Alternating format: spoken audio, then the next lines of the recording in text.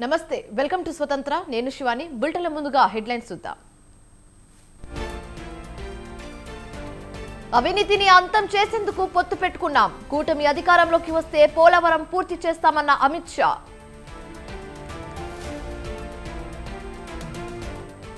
దేశ రాజ్యాంగాన్ని మారుస్తామని బీజేపీ నేతలు అంటున్నారు బలహీన వర్గాల హక్కుల్ని లాక్కోవాలని చూస్తుందన్న రాహుల్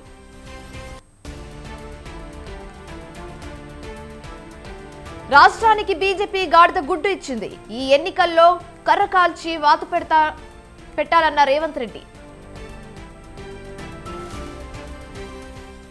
కాంగ్రెస్ హయాంలో దేశంలో అనేక కుంభకోణాలు అవినీతి రహిత ప్రభుత్వం రావాలన్న కిషన్ రెడ్డి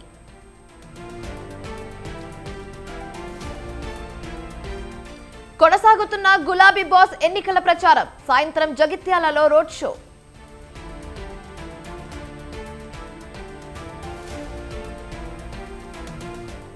అబద్ధపు హామీలతో అధికారంలోకి వచ్చారు రేవంత్ పాలనపై హరీష్ రావు ఫైర్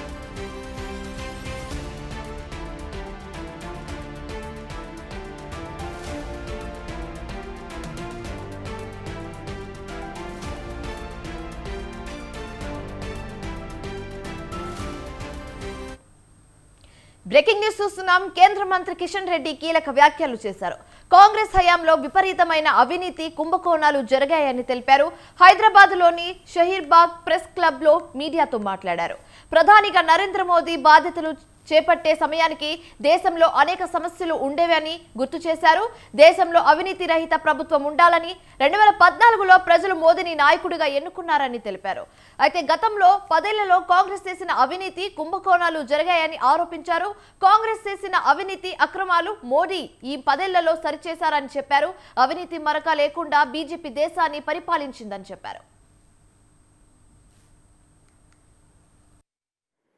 వాళ్ళు ఏమి వెనక టీఆర్ఎస్ పార్టీ ఒక సీటు గెలిచే అవకాశం కూడా లేదు నేను ఒకటి పని చేస్తున్నాను తెలంగాణ ప్రజలకు ఇది వచ్చింది కాబట్టి బీఆర్ఎస్ పార్టీ కేసీఆర్ పార్టీ ఒక సీటు గెలిచినా తెలంగాణకు వచ్చే లాభం లేదు ఒక సీటు గెలవకపోయినా తెలంగాణకు వచ్చే నష్టం కూడా లేదు బీఆర్ఎస్ పార్టీ ఈ పార్లమెంట్ ఎలక్షన్స్లో ఇర్రెలవెంట్ పార్టీ వాళ్ళు ఏమి వెనక ముందు రైట్ లేదు లెఫ్ట్ లేదు ఫ్రంట్ లేదు బ్యాక్ లేదు వాళ్ళు గెలిస్తేంది ఉంటేంది ఊడితేంది ఈ పార్లమెంట్ ఎలక్షన్స్లో వాళ్ళ రోల్ ఏంటి దేశంలో వాళ్ళ రోల్ ఏంటి పార్లమెంటులో వాళ్ళ రోల్ ఏముంటుంది ఏది ఉండదు కాబట్టి నేను తెలంగాణ ప్రజలను కోరుతున్నాను ఒక్క ఓటు మీరు బీఆర్ఎస్ పార్టీకి వేసినా ఆ ఓటు వృధా అవుతుంది కాబట్టి ఎవ్వరు కూడా మీ ఓటు వృధా చేసుకోవద్దని చెప్పి కూడా కోరుతా ఉన్నాను టీఆర్ఎస్ పార్టీ ఒక సీటు గెలిచే అవకాశం కూడా లేదు నేను ఒకటి పని చేస్తున్నాను తెలంగాణ మేము ఎకనామికల్ బ్యాక్వర్డ్ క్లాసెస్ కింద రిజర్వేషన్ పరిధిలో లేనటువంటి వర్గాలు అది హిందువులు కావచ్చు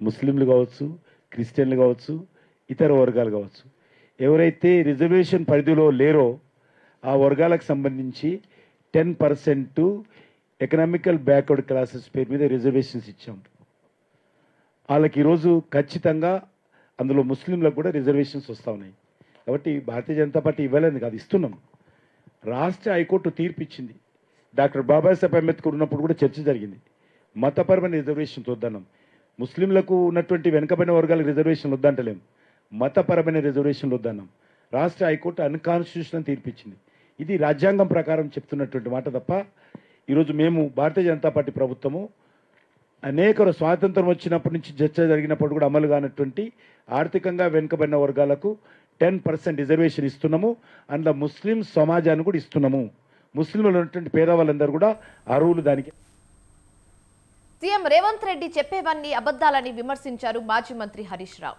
రేవంత్ ఎక్కడికి పోతే అక్కడ దేవుళ్లపై ఓట్లు పెడతారని ఎద్దేవా చేశారు. 6 గ్యారెంటీలు అమలు చేస్తే రాజీనామా చేస్తానని హరీష్ రావు చెప్పారు. మోసం చేసిన కాంగ్రెస్ కు బుద్ధి చెప్పాలని పిలుపునిచ్చారు. కరీంనగర్ ఎంపీ అభ్యర్థి వినోద్ కుమార్ కు మద్దతుగా హన్మకొండ జిల్లా భీమదేవరపల్లిలో పాల్గొన్న హరీష్ రావు కాంగ్రెస్ సర్కార్పై ఫైర్ అయ్యారు. బీఆర్ఎస్ ప్రభుత్వ హయాంలో కరోనా కష్టకాలంలోనూ రైతు బంధు ఇచ్చిందని గుర్తు చేశారు. రైతు బంధు ద్వారా 11 విడతల్లో రైతులకు 72,000 కోట్లు ఇచ్చినట్లు తెలిపారు. హామీలు అమలు చేయాలని కోరిన కేసీఆర్ ను సీఎం దుష్ప్రచారాడుతున్నారని హరీష్ రావు మండిపడ్డారు.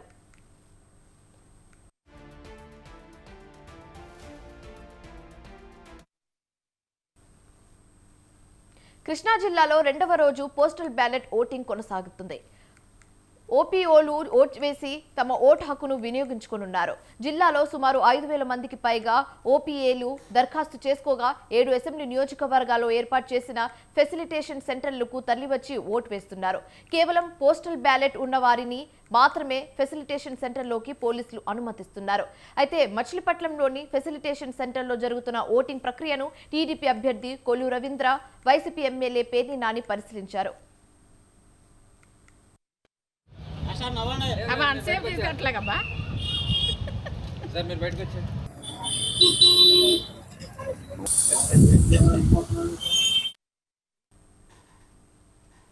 ఎన్నికల వేళ వైసీపీ సత్తెనపల్లి ఎమ్మెల్యే అభ్యర్థి అంబటి రాంబాబుకు బిగ్ షాక్ తగిలింది. రాంబాబుకు వ్యతిరేకంగా ఆయన మేనల్లుడు డాక్టర్ గౌతమ్ ఓ వీడియో విడుదల చేశారు. అంబటి రాంబాబు నీచుడు, నికృషుడు, దరిద్రుడు అంటూ విమర్శలు గుప్పించారు. సవాల మీద పేలాలు ఏరుకునే రకమని అంటున్నారు. అంబటి రాంబాబు లాంటి వ్యక్తికి ఓటు వేయద్దని పిలుపునిచ్చారు. ఓటు వేసే ముందు 1-2 సార్లు ఆలోచించి ఓటు వేయాలని కోరారు. ప్రజలు గమనించి సరైన ఓటును బాధ్యతతో సరైన వ్యక్తికి వేసి మంచి నాయకుడిని ఎన్నుకోవాలని ఆశిస్తున్నట్లు చెప్పారు. రోజు పొద్దున్నే దండం పెట్టుకునేటప్పుడు ఇంతటి నీచుడిని ఇంకొకసారి నా లైఫ్లో ఇంట్రడ్యూస్ చేయకు స్వామి అని ఎప్పుడు కోరుకుంటూ దండం పెట్టుకుంటుంటా. అంత భయంకరమైన వ్యక్తి. ఎందుకు ఇప్పుడు చెప్తున్నానంటే తన పోటీ చేయబోయే పోస్ట్ అలాంటిది. ఏ పోస్ట్కి అయితే మంచితనం, మానవతా విలువలు, కనీసం బాధ్యత ఉండాలో వీటిల్లో అందరికీ 100% అందరికీ అన్నీ ఉండక్కర్లేదు. 0.001% కూడా లేని వ్యక్తి అంబటి రాంబాబు. ఇలాంటి వ్యక్తికి ఓటేసేటప్పుడు మనకి తెలియకుండానే కొన్నిటిని మనం ప్రోత్సహిస్తున్నట్టు. ఎలాంటి వాటిని? ఎవరైతే నిస్సిగ్గుగా ఎంత పెద్ద గొంతేసుకొని ఎంత పెద్ద అబద్ధాన్ని అరిచినా సరే దాన్ని నిజం చేయొచ్చు అన్న కాన్ఫిడెన్స్తో బతుకుతారో సమాజంలో, అలాంటి వాళ్ళకి ఓటేస్తున్నట్టు. ఎంత లేకి పని అయినా చేసి చాలా హుందాగా బతకచ్చు సమాజంలో అని అనుకునే వాళ్ళకి ఓటేస్తున్నట్టు. దీన్ని ప్రజలు గమనించి సరైన ఓటుతో సరైన బాధ్యతతో ఓటేసి. ఎన్నికలు సమీపిస్తున్న వేళ అన్ని పార్టీల నేతలు ప్రచారంలో దూసుకుపోతున్నారు. కరీంనగర్ జిల్లాలో మాజీ మంత్రి గంగుల కమలాకర్ సతీమణి గంగుల రజిత ఇంటింట ప్రచారం నిర్వహించారు. పార్లమెంట్ బీఆర్ఎస్ అభ్యర్థి బోయినపల్లి వినోద్ కుమార్ ను భారీ మెజారిటీతో గెలిపించాలని ప్రజలను కోరారు. అదేవిధంగా బీఆర్ఎస్ చేపట్టిన అభివృద్ధి కార్యక్రమాలను వివరించారు. కాంగ్రెస్ బీజేపీలతో ప్రజలను ఒరిగేదేమీ లేదన్నారు మాజీ మంత్రి తలసాని శ్రీనివాస్ యాదవ్. సికింద్రాబాద్ లో ఎన్నికల ప్రచారం నిర్వహించిన ఆయన కేంద్ర మంత్రి కిషన్ రెడ్డిపై తీవ్ర విమర్శలు చేశారు. కేంద్ర మంత్రిగా ఉండి ప్రజలకు ఏం మేలు చేశారని ఆయన నిలదీశారు. అబద్ధపు హామీలతో మోసం చేసిన కాంగ్రెస్ కు ప్రజలు ఓటుతో బుద్ధి చెప్పాలని పిలుపునిచ్చారు. పద్మరావు గెలుపు ఖాయమని సికింద్రాబాద్ ప్రజలంతా డిసైడ్ అయ్యారని స్పష్టం చేశారు. పశ్చిమ గోదావరి జిల్లా అచంట నియోజకవర్గంలో టీడీపీ, జనసేన, బీజేపీ ఉమ్మడి అభ్యర్థి మాజీ మంత్రి పితాని సత్యనారాయణను గెలుపు కోసం ఆయన కుటుంబ సభ్యులే గ్రామాన ప్రచారాన్ని హోరెత్తిస్తున్నారు. పితాని కొడుకుల్లో కూడా ప్రచారంలో పాల్గొంటున్నారు.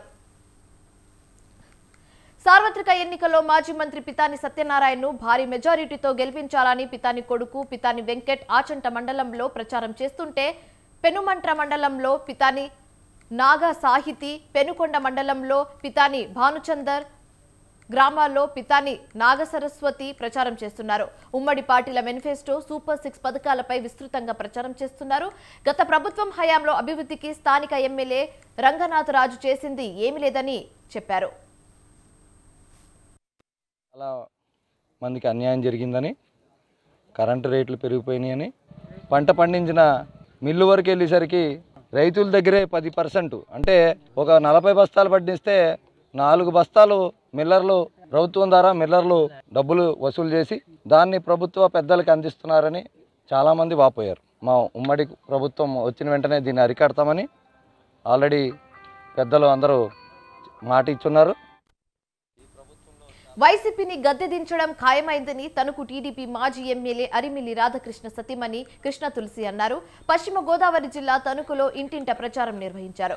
కూటమి అభ్యర్థి అరిమిల్లి రాధాకృష్ణను గెలిపించాలని కృష్ణ తులసి కోరారు. కృష్ణ తులసి ప్రచారానికి విశేష స్పందన లభిస్తుందన్నారు. వైసీపీ పాలనలో ప్రజలు విసిగిపోయారన్నారు. చంద్రబాబు పవన్ నాయకత్వాన్ని కోరుకుంటున్నారని వివరించారు.